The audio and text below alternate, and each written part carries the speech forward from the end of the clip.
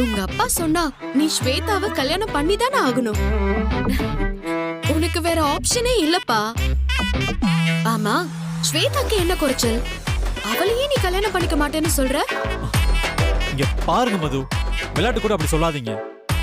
என் மனசு முழுக்க நீங்க தான் இருக்கீங்க. உங்களை தவிர வேற யாரையும் என்னால கற்பனை பண்ணி கூட பார்க்க முடியாது. ஏய், அதேதான் நானும் சொல்றேன். உன்னை என்னோட லைஃப் பார்ட்னரா கற்பனை கூட என்னால பண்ணி பார்க்க முடியல. உனக்கும் எனக்கும் கொஞ்சம் கூட மேட்சே ஆகாது. சரி, கடவுளோட திருவிளையாடல் என்னன்னு பார்க்கலாம். மது, எங்க போறீங்க? நான் எங்கேயும் போக மாட்டேன். இங்கதான் இருக்க போறேன்.